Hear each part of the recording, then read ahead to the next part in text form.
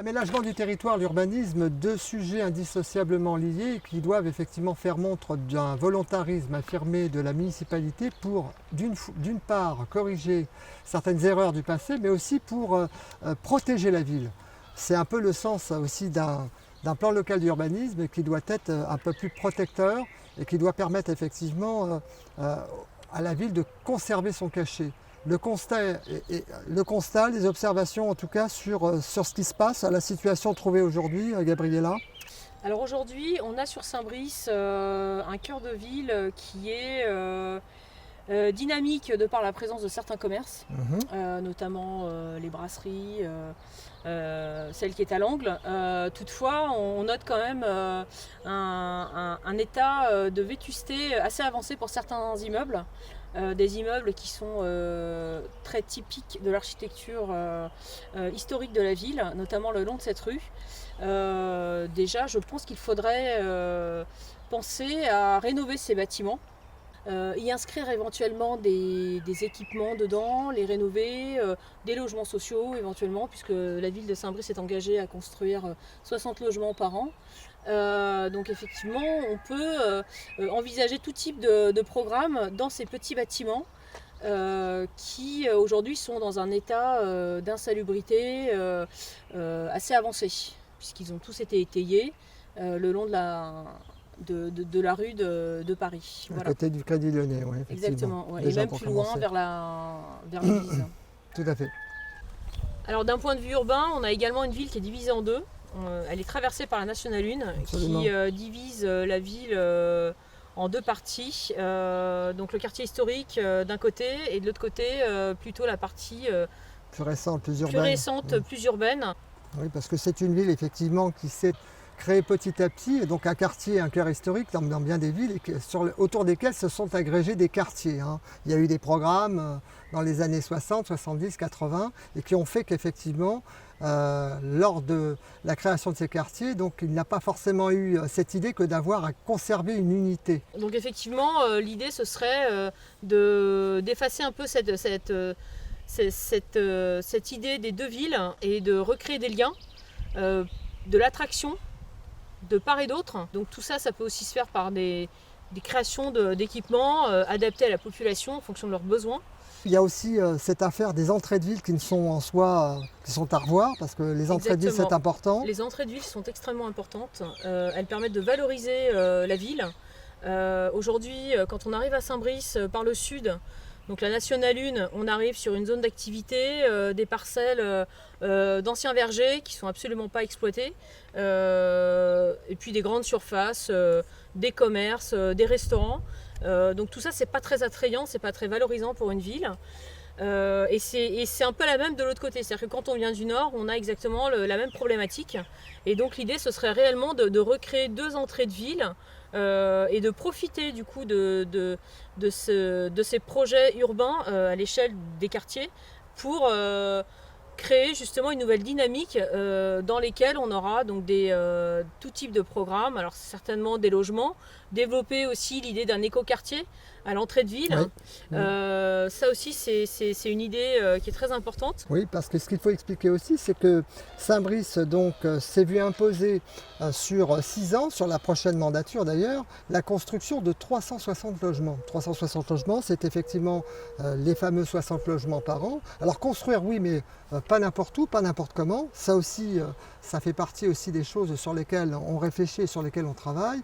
Il faut sans doute protéger davantage la ville, les protéger aussi peut-être de quelques promoteurs, ils ne sont pas tous comme ça, mais de quelques promoteurs qui se saisiraient facilement de l'occasion pour racheter des parcelles, racheter des propriétés qui sont en vente. Rue des Tilleuls, tout le monde a entendu parler, c'est un vrai combat qu'ont mené les riverains de la rue des Tilleuls et que nous avons également appuyé au sein du conseil municipal dans l'opposition.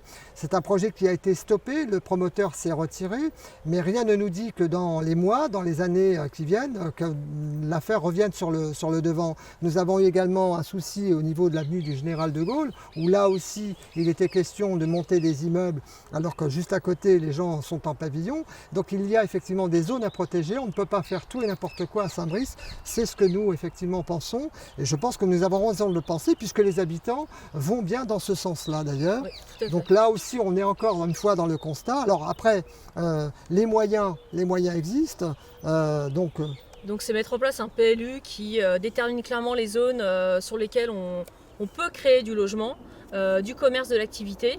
Donc l'idée c'est réellement de porter l'attention sur le contour de la ville, ce qui se passe autour, sans forcément venir empiéter sur les zones agricoles qui font aussi partie de l'identité de Saint-Brice, oui.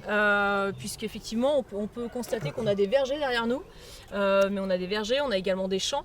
Une des spécificités de Saint-Brice, c'est un peu ce côté ville à la campagne, qu'on souhaite effectivement à tout prix conserver, c'est important, c'est aussi l'identité de notre ville. L'idée c'est vraiment de limiter le développement urbain au nord, là où se trouvent les champs, en direction de Pisco par exemple, ou des Anvilles, conserver ce caractère agricole. Par contre, clairement au sud, le long de la N1, entre Sarcelles, Grelais, Saint-Brice, on a effectivement des zones qui sont tout à fait adaptées à ce type de programmation d'écoquartier.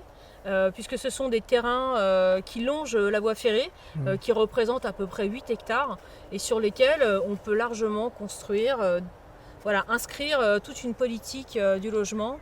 Alors la ville, c'est pas seulement des grands projets, des refontes de quartiers, c'est pas seulement ça, c'est pas seulement des équipements, c'est également agrandir sa maison, la construire, la rehausser. Alors moi, de par mon expérience professionnelle, puisque je suis architecte, au sein de la ville, j'ai été approchée par des habitants. Et là, j'ai pu me rendre compte que ces gens étaient plutôt démunis face à la lourdeur administrative que représente un permis de construire. Et donc l'idée, ce serait de mettre en place des consultations gratuites par le biais du CAUE, qui est donc le Centre d'architecture, d'urbanisme et d'environnement du 95. Ça se fait dans d'autres communes, donc je ne vois pas pourquoi est-ce qu'on n'y aurait pas droit nous aussi ici. Donc ce sont des architectes qui viennent conseiller les habitants sur leurs projets, tout en étant raccord avec les préconisations du plan local d'urbanisme. Donc nous, ce qu'on a l'intention de faire, c'est de faire un cahier des charges avec toutes les préconisations architecturales, esthétiques, environnementales, que tout ça se soit bien clairement défini, que ça prenne exemple aussi sur l'architecture traditionnelle des grandes maisons qu'on a déjà aujourd'hui, que ce soit une relecture de tout ça et que derrière on puisse s'en inspirer pour refaire des maisons neuves, les rénover, faire des extensions, toutes ces choses-là. Voilà. Donc vraiment l'idée c'est d'apporter un soutien, un accompagnement aux habitants par des consultations qui se feraient donc au service urbanisme, par des professionnels, donc c'est des consultations gratuites, et pour qu'il y ait un réel accompagnement, car la signature de l'architecte n'est pas obligatoire pour les projets inférieurs à 150 m². Voilà. Donc une mission de conseil en somme. Exactement, une mission de conseil, de soutien effectivement, voilà. Et qui ne laisserait plus en déshérence les gens qui veulent effectivement agrandir, modifier 2-3 choses dans leurs habitations, parce que les petits projets effectivement ça compte aussi.